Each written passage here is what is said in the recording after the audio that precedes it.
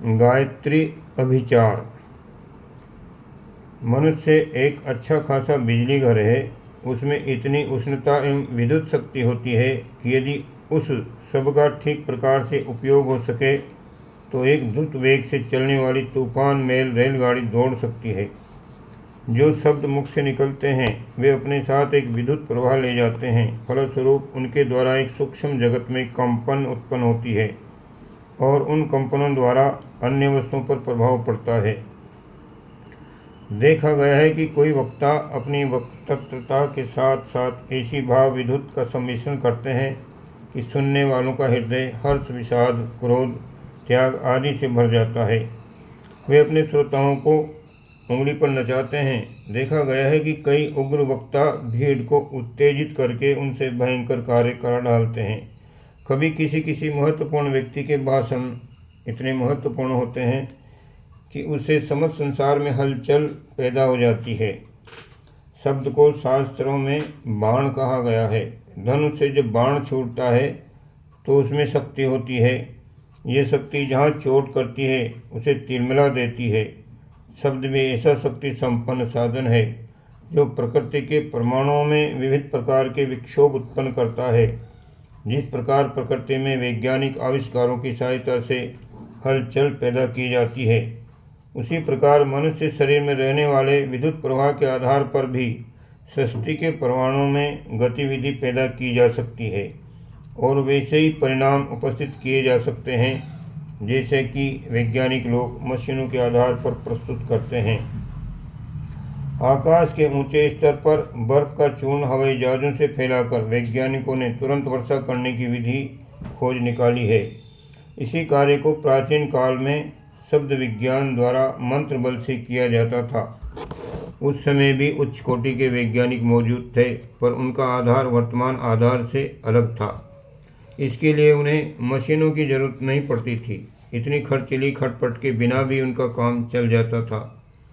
आज स्थूल से सूक्ष्म को प्रभावित करके वह शक्ति उत्पन्न की जाती है जिससे आविष्कारों का प्रकटीकरण होता है।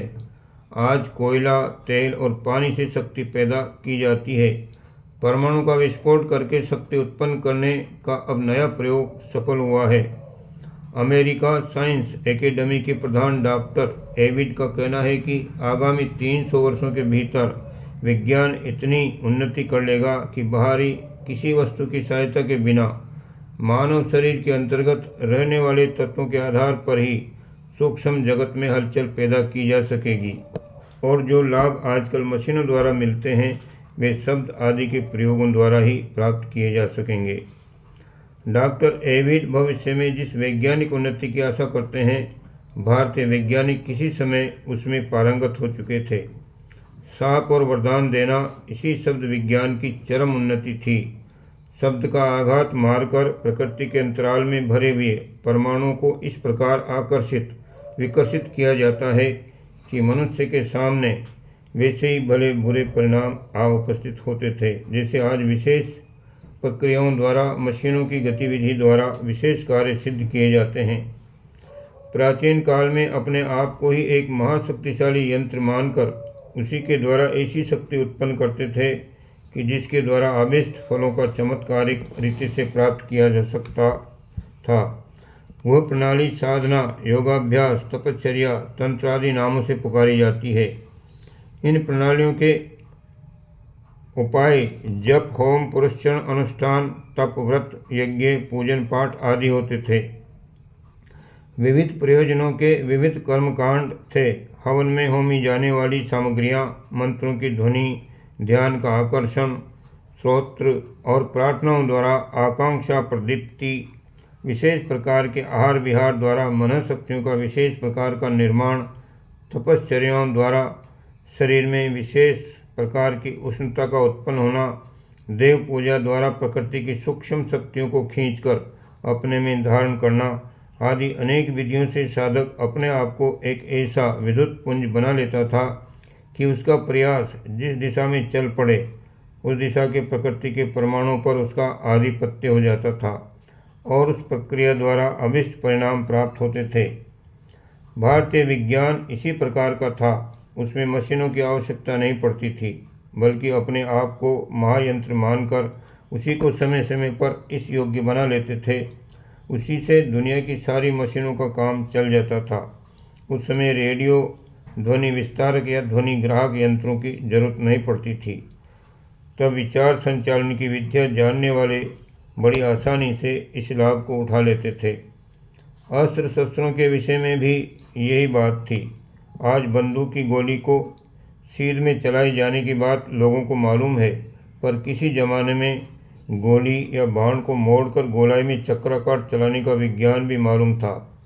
रामचंद्र जी ने चक्राकार खड़े हुए 7 ताड़ के वृक्षों को एक ही बाण से भेदा था।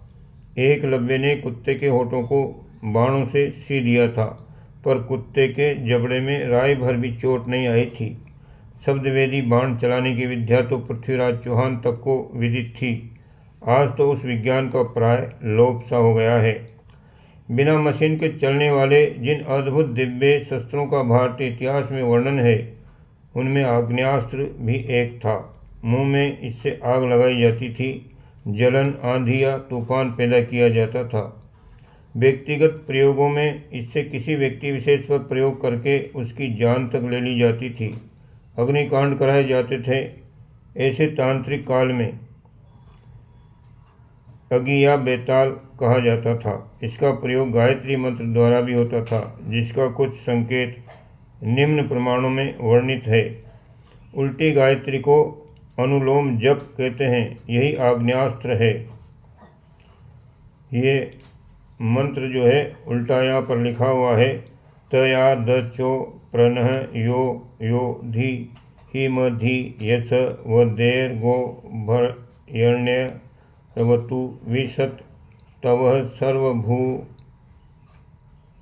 भू ओम। यह मंत्र आग्नेयास्त्र है। इस विद्या का कुछ परिचय इस प्रकार है। आगे जो है आग्नेयास्त्र का जो प्रयोग दिया गया है। जो पुरुष इस आग्नेयास्त्र के छोड़ने तथा खींचने की विधि को जानता है और जो गुरु द्वारा शिक्षित है, उसके अधिकार में त्रैलोक्य है और वह आग्नेयास्त्र का अधिकारी होता है। अब आग्नेयास्त्र की प्रयोग विधि कहते हैं। आग्नेयास्त्र प्रतिलोम और अनुलोम 2 प्रकार से कहा गया है।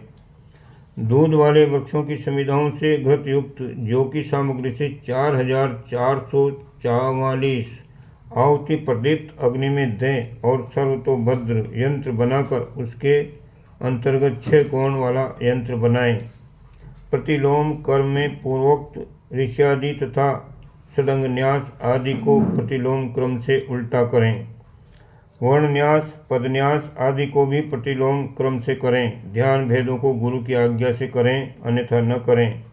पूर्वोक्त संख्यानुसार जप करें और पंचगव्य युक्त अच्छी प्रकार से पके चरु से जप सिद्धि के लिए पूर्वोक्त संख्यानुसार आहुति दे।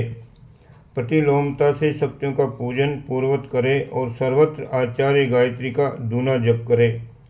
प्रतिलोम के विधान को जप आदि क्रूर कर्मों की सिद्धि के लिए करे और शांतिमय एवं पुष्टिदायक कर्मों की सिद्धि के लिए अनुलोमन की विधान से करे। विलोम प्रयोग काल में मंत्र के 8 पदों को प्रतिलोम क्रम से पढ़े और अनुलोम क्रम से अनुलोमतः 8 पदों से पढ़े, क्योंकि मंत्र पढ़ने से मन की अस्थिरता आदि दोष नष्ट हो जाते हैं। उपर्युक्त विधि एक संकेत मात्र है। उसके साथ में एक विस्तृत कर्मकांड एवं गुप्त साधना विधान है। उन सबका रहस्य गुप्त ही रखा जाता है, क्योंकि उन बातों का सार्वजनिक प्रकटीकरण करना सब प्रकार से निषिद्ध है। इस प्रकार से ये सारे यहाँ पर जो कुछ भी दिए गए हैं तंत्र प्रयोग, ये केवल संकेत मात्र हैं। इनको पढ़कर इनका प्रयोग नहीं करना चाहिए। किसी सिद्ध गुरु के द्वारा ही उनके साथ में रह करके उनके निर्देश के अनुसार ये सब क्रिया की जाए तो उसका लाभ मिलता है, अन्यथा हानि उठानी पड़ती है। ओम शांति।